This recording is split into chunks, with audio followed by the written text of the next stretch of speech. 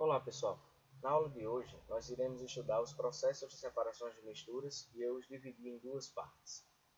No nosso cotidiano é muito comum encontrarmos as substâncias sob o aspecto de mistura. Para que eu tenha então uma substância pura, é necessário fazer com que essa mistura que eu encontre, ela passe por um processo de separação. E aí nos nossos estudos iremos dividir os processos de acordo com os tipos de misturas.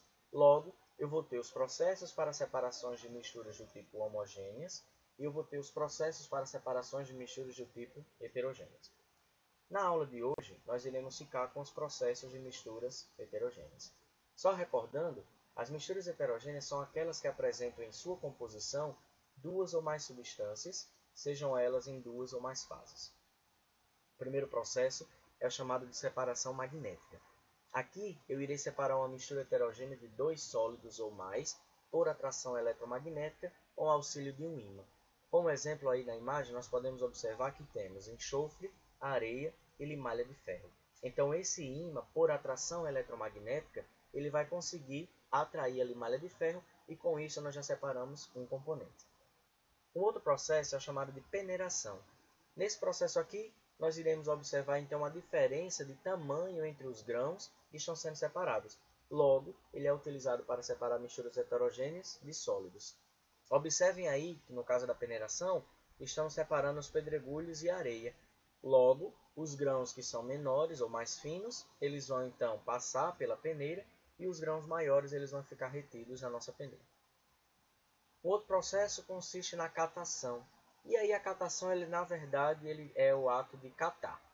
Para você catar, então, você vai separar sólidos, onde os sólidos podem ser separados com o auxílio de uma pinça ou até mesmo pela mão, de acordo com as suas características. Por exemplo, cor, tamanho, forma. E nas imagens nós observamos então que temos o primeiro exemplo, a catação do feijão, onde estão sendo retirados os feijões ruins ou mais escuros. E no segundo exemplo nós temos a catação ou separação do lixo. Outro processo, ventilação. No processo da ventilação, nós vamos ter a separação de uma mistura heterogênea de sólidos, onde o sólido mais leve ele será carregado pela corrente de ar que vai ser aplicada à mistura. Então aqui nós vamos observar uma diferença de densidade entre os componentes. E esse processo ele é bastante utilizado na separação dos grãos de arroz da casca. Decantação líquido-sólido. Aqui nós vamos observar que a fase sólida ela irá se depositar no fundo do recipiente. E aí, a fase líquida, que vai ficar sobrenadando, ela vai ser separada, então, com o auxílio de uma bagueta ou de um bastão de vidro.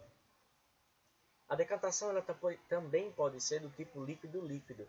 Porém, no processo aqui, nós vamos utilizar a separação de líquidos immiscíveis, onde o líquido mais denso ele vai permanecer na parte inferior do funil, e o líquido menos denso ele vai ficar então sobrenadando sobre o líquido mais denso. E aí, com o auxílio com o controle, na verdade, da torneira, nós iremos abrir a torneira e deixar aos poucos o líquido mais denso escoar. A centrifugação ela é um processo acelerado da decantação e ela vai envolver uma mistura heterogênea do tipo sólido-líquido. Para isso, nós precisamos utilizar um aparelho chamado de centrífuga. É um aparelho que ele vai rotacionar, onde, pela questão da densidade, nós vamos observar que a substância de maior densidade vai se depositar no fundo do recipiente, por questão de inércia, e nós conseguimos, por exemplo, utilizar esse processo de separação nos componentes do sangue.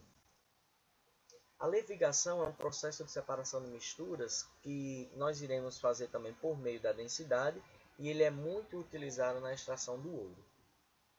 A filtração simples ela é utilizada para separar substâncias presentes em misturas heterogêneas do tipo sólido-líquido, onde a fase sólida vai ficar retida no papel de filtro e a fase líquida ela vai ser recolhida dentro de um outro frasco, como por exemplo nós podemos citar a preparação do cafezinho.